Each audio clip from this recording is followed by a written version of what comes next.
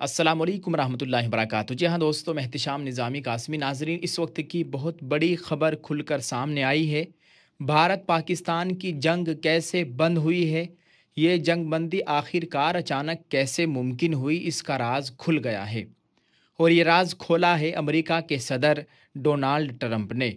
दोस्तों, इस वीडियो में दो बड़ी अहम खबरों से आपको आगाह करेंगे। एक बड़ी खबर है, इंडियन आर्मी ने बहुत बड़ी खबर से अपने एक बड़े मिशन से आगाह किया है। ऑपरेशन सिंदूर के बाद अब वो दूसरे मिशन के लिए भी तैयार हैं। नाजरीन, आप सबसे गुजारिश है, इस वीडियो को मुकम्मल देखिएगा और इस वीडियो को अभी से आप लाइक कर दें ताकि ज़्यादा से ज़्यादा लोगों तक ये वीडियो पहुंचे और इसको शेयर भी करें। नाजरीन, पहली खबर की जानिब बढ़ते हैं। डोनाल्ड ट्रंप चाचा कह रहे हैं, मेरे अधिकारियों ने भारत पाकिस्तान के बीच सीज फायर कराने में मदद की है, वरना दोनों देश युद्ध के मुहाने पर खड़े थे और परमाणु युद्ध होता जिसमें लाखों लोग मरते।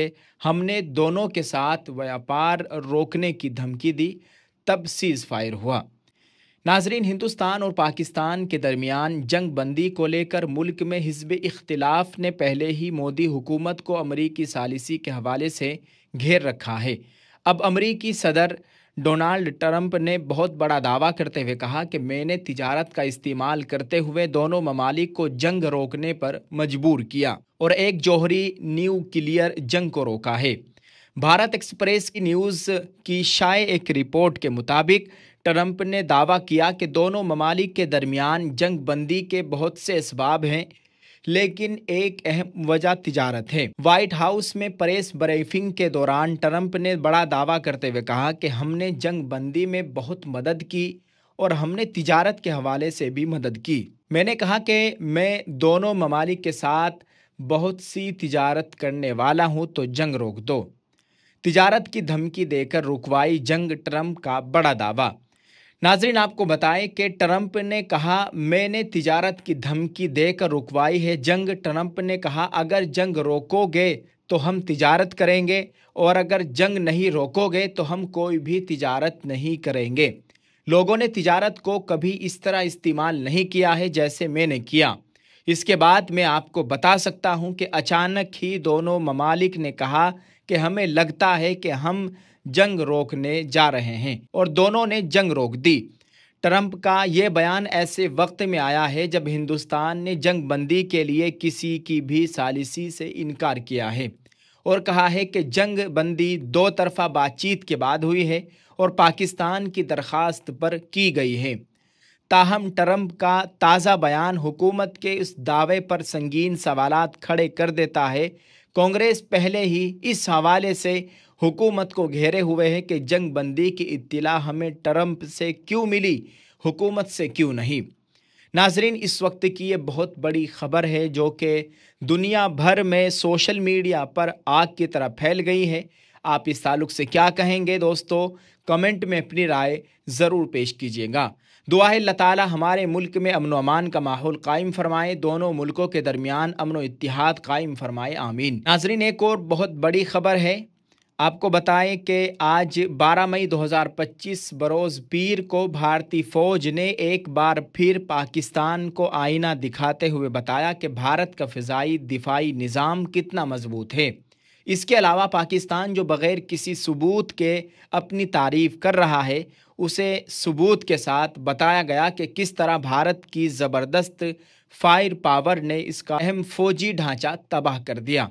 उसने वाज़ेह किया कि तमाम फ़ौजी अड्डे और निज़ाम मुकम्मल तौर पर फ़आल हैं और फ़ौज अगले मिशन के लिए तैयार हैं। ऑपरेशन सिंदूर के हवाले से दूसरी खुसूसी प्रेस कॉन्फ्रेंस का एहतिमाम भारतीय मुसल्लह अफवाज ने आज सपहर नेशनल मीडिया सेंटर में किया था, जिसमें फ़ज़ाइया, फ़ौज और बहरिया के सीनियर अफसरान ने मीडिया से खिताब किया और ऑपरेशन के दौरान की गई फ़ौजी कार्रवाइयों, तैयारियों और कामयाबियों की तफसीलात बताई। एयर मार्शल ए के भारती ने प्रेस कॉन्फ्रेंस में चंद अल्फाज में पूरे ऑपरेशन की वजाहत की। उनका कहना था कि हमारी पॉलिसी वाज़ेह करती है, अमन की ख्वाहिश के बावजूद दिलेरी दिखाई तो जवाब मिलेगा।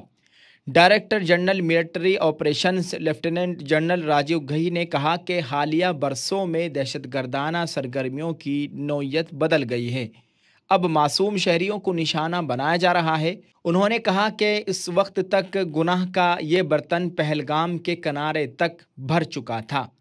ایئر مارشل اے کے بھارتی نے کہا کہ تمام فوجی اڈے اور نظام مکمل طور پر فعال ہیں اور مستقبل کے کسی بھی چیلنج سے نمٹنے کے لیے تیار ہیں۔